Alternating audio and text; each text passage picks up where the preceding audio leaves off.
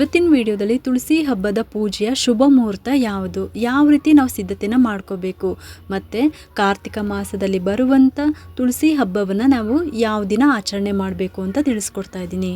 ಮೊದಲು ನಾವು ತುಳಸಿ ವಿವಾಹವನ್ನು ಅಂದರೆ ತುಳಸಿ ಹಬ್ಬವನ್ನು ಯಾವ ಕಾರಣಕ್ಕೆ ಮಾಡಲಾಗುತ್ತೆ ಅನ್ನೋ ಒಂದು ಚಿಕ್ಕ ಕಥೆಯನ್ನು ಹೇಳ್ತಾ ಇದ್ದೀನಿ, ಕೇಳಿ. ಜಲಂಧರ ಅಂತ ಒಬ್ಬ ರಾಕ್ಷಸ ಇರ್ತಾನೆ. ಅವನನ್ನು ಯಾವುದೇ ಕಾರಣಕ್ಕೂ ಯಾವ ದೇವತೆಗಳು ಕೂಡ ಸೋಲ್ಸೋದಕ್ಕೆ ಸಾಧ್ಯ ಆಗ್ತಾ ಇರೋದಿಲ್ಲ. ಇವನಿಗೆ ಇಂಥ ಶಕ್ತಿ ಎಲ್ಲಿಂದ ಬರ್ತಾ ಇದೆ, ಯಾಕೆ ಇವನನ್ನು ಸೋಲ್ಸೋದಕ್ಕೆ ಯಾರ ಕೈಯಿಂದಲೂ ಸಾಧ್ಯ ಆಗ್ತಾ ಇಲ್ಲ ಅಂತ ಒಂದ್ಸಲ ದೇವತೆಗಳೆಲ್ಲ ಒಟ್ಟಾಗಿ ಸೇರಿಬಿಟ್ಟು ಮಾತುಕತೆ ನಡೆಸ್ತಾ ಇರ್ತಾರೆ, ಯೋಚನೆ ಮಾಡ್ತಾ ಇರ್ತಾರೆ. ಆಗ ಗೊತ್ತಾಗುತ್ತೆ ಅವನ ಹೆಂಡತಿಯಾದ ವೃಂದಾಳ ಪಾತಿವ್ರತೆಯ ಶಕ್ತಿ ಇವನನ್ನು ಅಜೇಯನಾಗಿ ಮಾಡ್ತಾ ಇದೆ ಅಂತ. ಯಾರು ಕೂಡ ಅವನನ್ನು ಸೋಲ್ಸೋದಕ್ಕೆ ಸಾಧ್ಯ ಆಗ್ತಾ ಇರಲ್ಲ. ಮೊದಲು ಆಕೆಯ ಪಾತಿವ್ರತೆಯನ್ನು ಭಂಗ ಮಾಡಿದ್ರೆ ಆ ಒಂದು ದೋಷದಿಂದ ಇವನನ್ನು ಸುಲಭವಾಗಿ ಸೋಲಿಸ್ಬೋದು ಅಂತ ಯೋಚನೆ ಮಾಡಿ ಭಗವಾನ್ ವಿಷ್ಣು ಜಲಂಧರ ರೂಪವನ್ನು ತಗೊಂಡು ವೃಂದಾಳನ್ನು ವಂಚಿಸ್ತಾರೆ. ಇದರಿಂದಾಗಿ ಅವಳು ತನ್ನ ಪಾತಿವ್ರತೆಯ ಪ್ರತಿಜ್ಞೆಯನ್ನು ಮುರಿಯುವಂತೆ ಮಾಡ್ತಾರೆ. ಇದರ ಪರಿಣಾಮವಾಗಿ ಜಲಂಧರನನ್ನು ಕೊಲ್ಲಲ್ಪಡುತ್ತೆ, ಅಂದರೆ ಸಂಹಾರ ಮಾಡಲಾಗುತ್ತೆ. ಇದರಿಂದ ಕೋಪಗೊಂಡಂಥ ವೃಂದ ನನಗೆ ಯಾಕೆ ಈ ರೀತಿ ವಂಚಿಸಿದ್ರಿ, ನನಗೆ ಯಾಕೆ ಈ ರೀತಿ ಮೋಸ ಮಾಡಿದ್ರಿ ಅಂತ ಗೋಳಾಡ್ತಾ ಇರ್ತಾಳೆ. ಆಗ ಅದನ್ನು ನೋಡಿದಂತಹ ವಿಷ್ಣು, ನೀನು ಯಾವ ತಪ್ಪನ್ನು ಮಾಡಿಲ್ಲ, ಹಂಗಾಗಿ ಇನ್ನು ಮುಂದೆ ಪವಿತ್ರವಾದ ತುಳಸಿ ಸಸ್ಯವಾಗಿ ನೀನು ಶಾಶ್ವತವಾಗಿ ಬದುಕು ಅನ್ನೋವಂಥ ಭರವಸೆ ನೀಡ್ತಾರೆ. ಆದರೆ ವೃಂದಾಗೆ ಇಷ್ಟಕ್ಕೆ ಸಮಾಧಾನ ಆಗಲಿಲ್ಲ. ನೀವೇ ನನ್ನನ್ನು ಈಗ ಮದುವೆ ಆಗಬೇಕು ಅಂತ ಕೇಳ್ತಾರೆ. ಆಗ ವಿಷ್ಣು ಉತ್ಥಾನ ದ್ವಾದಶಿಯ ದಿನ ಸಾಲಿಗ್ರಾಮ ರೂಪದಲ್ಲಿ ನಿನ್ನನ್ನು ಮದುವೆ ಆಗ್ತೀನಿ ಅಂತ ಹೇಳಿ ವರವನ್ನು ಕೊಡ್ತಾರೆ. ಹಾಗಾಗಿ ಪ್ರತಿ ವರ್ಷ ಕಾರ್ತಿಕ ಮಾಸದಲ್ಲಿ ದೇವೋತ್ಥಾನ ದ್ವಾದಶಿಯ ದಿನ ಸಾಲಿಗ್ರಾಮ ರೂಪದಲ್ಲಿ ಇರುವಂಥ ವಿಷ್ಣುವಿಗೂ ಮತ್ತು ತುಳಸಿಗೂ ವಿವಾಹವನ್ನು ನಡೆಸಲಾಗುತ್ತೆ. ಇದು ಪ್ರತಿಯೊಬ್ಬರ ಮನೆಯಲ್ಲೂ ಕೂಡ ತುಳಸಿ ಹಬ್ಬವನ್ನಾಗಿ ಆಚರಣೆ ಮಾಡಲಾಗುತ್ತೆ. ತುಳಸಿ ಪೂಜೆಯನ್ನು ಮಾಡುವಂಥ ಪ್ರತಿಯೊಬ್ಬರೂ ಕೂಡ ತುಳಸಿ ಹಬ್ಬವನ್ನು ಯಥಾಶಕ್ತಿ ಆಚರಣೆ ಮಾಡ್ತಾರೆ. ಹಾಗಾಗಿ ಈ ತುಳಸಿ ಹಬ್ಬಕ್ಕೆ ಅಂದರೆ ತುಳಸಿ ವಿವಾಹಕ್ಕೆ ಅಷ್ಟೊಂದು ಮಹತ್ವ ಇದೆ. ಭಗವಾನ್ ವಿಷ್ಣು 4 ತಿಂಗಳ ಯೋಗಾನಿದ್ರೆಯಲ್ಲಿ ಇರ್ತಾರೆ. ಅವರು ಇದೇ ದೇವೋತ್ಥಾನ ಏಕಾದಶಿ ದಿನ ಎಚ್ಚರಗೊಳ್ತಾರೆ. ಇದಕ್ಕೋಸ್ಕರನೇ ಮಾರನೇ ದಿನ ಉತ್ಥಾನ ದ್ವಾದಶಿ ದಿನ ಸಾಲಿಗ್ರಾಮ ರೂಪದಲ್ಲಿ ತುಳಸಿಯನ್ನು ವಿವಾಹ ಆಗ್ತಾರೆ. ಹಾಗಾಗಿ ಎಲ್ಲರ ಮನೆಯಲ್ಲೂ ಕೂಡ ತುಳಸಿ ಹಬ್ಬವನ್ನು, ತುಳಸಿ ವಿವಾಹವನ್ನು ಆಚರಣೆ ಮಾಡ್ತಾರೆ. ಇದೇ ನವೆಂಬರ್ 2ನೇ ತಾರೀಕು ಬೆಳಗ್ಗೆ 7:30 ದ್ವಾದಶಿ ತಿಥಿ ಪ್ರಾರಂಭ ಆಗುತ್ತೆ. ನವೆಂಬರ್ 3ನೇ ತಾರೀಕು ಸೋಮವಾರ ಬೆಳಗ್ಗೆ 5 ಗಂಟೆಗೆ ಮುಕ್ತಾಯ ಆಗುತ್ತೆ. 2ನೇ ತಾರೀಕು ಭಾನುವಾರ ಸೂರ್ಯೋದಯದ ನಂತರ ದ್ವಾದಶಿ ತಿಥಿ ಪ್ರಾರಂಭ ಆಗುತ್ತೆ. ಆದರೂ ತುಳಸಿ ಪೂಜೆಯನ್ನು ಸಂಜೆ ಹೊತ್ತು ಮಾಡೋದ್ರಿಂದ ಸಂಜೆ ದ್ವಾದಶಿ ತಿಥಿ ಇರಬೇಕು. ಹಾಗಾಗಿ ಭಾನುವಾರನೇ ತುಳಸಿ ಹಬ್ಬವನ್ನು ಮಾಡಬೇಕು.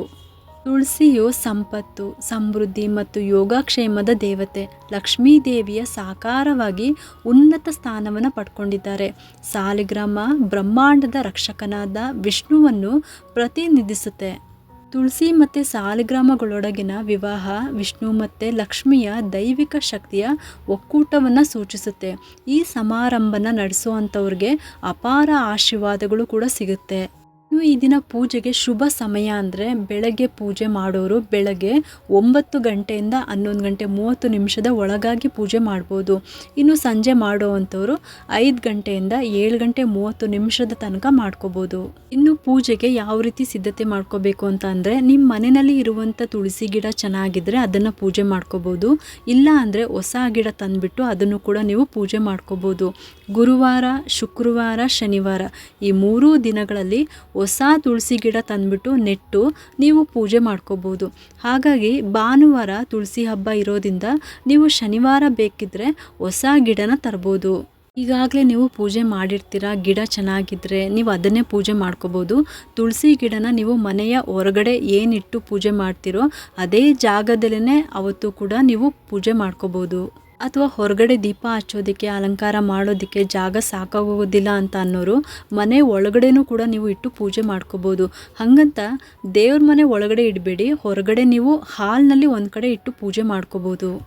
ಇನ್ನು ಯಾವ ರೀತಿ ಪೂಜೆಗೆ ಸಿದ್ಧತೆ ಮಾಡ್ಕೋಬೇಕು ಅಂತ ಅಂದರೆ, ಮೊದಲು ಒಂದಿನ ಮೊದಲೇ ನೀವು ತುಳಸಿ ಪಾಟು ಎಲ್ಲ ಚೆನ್ನಾಗಿ ತೊಳೆದ್ಬಿಟ್ಟು ಅದಕ್ಕೆ ಸುಣ್ಣ ಎಲ್ಲ ಬಳಿದ್ಬಿಟ್ಟು ಅರಿಶಿನ ಕುಂಕುಮ ಎಲ್ಲ ಹಚ್ಚಿ ರೆಡಿ ಮಾಡಿ ಇಟ್ಕೊಳ್ಳಿ.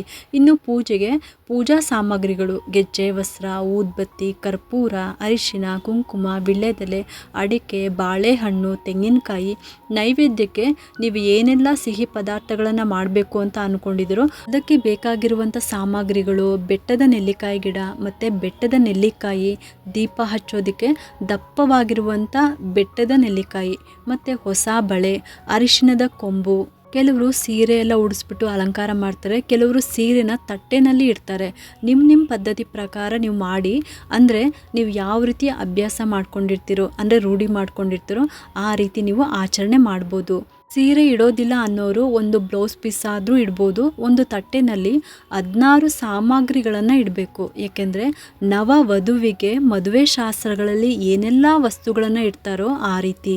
ಒಂದು ತಟ್ಟೆನಲ್ಲಿ ಅರಿಶಿನ, ಕುಂಕುಮ, ಬಳೆ, ಬ್ಲೌಸ್ ಪೀಸು ಮತ್ತು ಅಲಂಕಾರಿಕ ವಸ್ತುಗಳು, ಕಾಡಿಗೆ, ಕಿವಿ ಓಲೆ, ಬೊಟ್ಟು ಅಂದರೆ ಸ್ಟಿಕ್ಕರ್ ಪ್ಯಾಕೆಟ್ಗಳು, ನೈಲ್ ಪಾಲಿಶು ಮತ್ತು ಮೇಕಪ್ ಐಟಮ್ಸ್ಗಳು.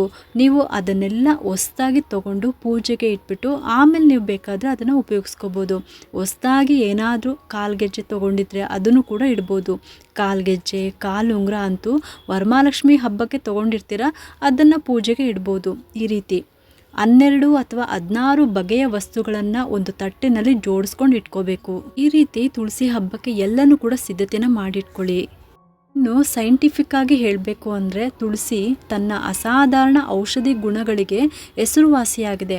ಆಯುರ್ವೇದ ಮತ್ತು ಆಧುನಿಕ ಔಷಧದಲ್ಲೂ ಕೂಡ ಇದರ ಮಹತ್ವ ಹೆಚ್ಚಾಗಿದೆ. ರೋಗ ನಿರೋಧಕ ಶಕ್ತಿಗೆ ಅಗತ್ಯವಾದ ಸಸ್ಯವಾಗಿದೆ. ದಾನದಲ್ಲಿ ಶ್ರೇಷ್ಠವಾದ ದಾನ ಅಂದರೆ ಕನ್ಯಾದಾನ ಅಂತ ಹೇಳ್ತಾರೆ. ಹಾಗಾಗಿ ಕನ್ಯಾದಾನದ ಪುಣ್ಯವನ್ನು ಪಡ್ಕೊಳ್ಳೋ ಸಲುವಾಗಿ ಆಧ್ಯಾತ್ಮಿಕವಾಗಿ ಹೇಳೋದಾದರೆ ಆ ಪುಣ್ಯವನ್ನು ಪಡ್ಕೊಳ್ಳೋ ಸಲುವಾಗಿ ತುಳಸಿ ವಿವಾಹವನ್ನು ನಡೆಸಲಾಗುತ್ತೆ. ಇದಿಷ್ಟು ಕೂಡ ತುಳಸಿ ಹಬ್ಬ ಯಾವ ದಿನ ಆಚರಣೆ ಮಾಡಬೇಕು, ತುಳಸಿ ಪೂಜೆಯ ಶುಭ ಮುಹೂರ್ತ ಯಾವುದು, ಯಾವ ರೀತಿ ನಾವು ಸಿದ್ಧತೆನ ಮಾಡ್ಕೋಬೇಕು ಅಂತ ತಿಳಿಸ್ಕೊಟ್ಟಿದ್ದೀನಿ. ಇನ್ನು ಯಾವ ರೀತಿ ಪೂಜೆ ಮಾಡಬೇಕು ಅನ್ನೋದನ್ನು ಮುಂದಿನ ವಿಡಿಯೋದಲ್ಲಿ ತಿಳಿಸ್ಕೊಡ್ತೀನಿ. ನಿಮಗೆಲ್ಲರಿಗೂ ಈ ಒಂದು ವಿಡಿಯೋ ಇಷ್ಟ ಆಗಿದ್ದರೆ ಒಂದು ಲೈಕ್ ಮಾಡಿ, ಶೇರ್ ಮಾಡಿ ಮತ್ತು ಸಬ್ಸ್ಕ್ರೈಬ್ ಮಾಡಲು ಮರಿಬೇಡಿ. ಏಕೆಂದರೆ ನೀವು ಮಾಡೋ ಒಂದು ಸಬ್ಸ್ಕ್ರೈಬಿಂದ ನಮ್ಮಂತಹ ಸಣ್ಣ ಸಣ್ಣ ಚಾನಲ್ಸ್ಗೆ ಒಂದು ಸಪೋರ್ಟ್ ಮಾಡ್ದಂಗೆ ಆಗುತ್ತೆ. ಮತ್ತೆ ಸಿಗ್ತೀನಿ ಮುಂದಿನ ಹೊಸ ವಿಡಿಯೋದೊಂದಿಗೆ ಅಂತ ಹೇಳ್ತಾ ಈ ವಿಡಿಯೋನ ಮುಗಿಸ್ತಾ ಇದ್ದೀನಿ. ಸರ್ವೇ ಜನ ಸುಖಿನೋ ಭವಂತು.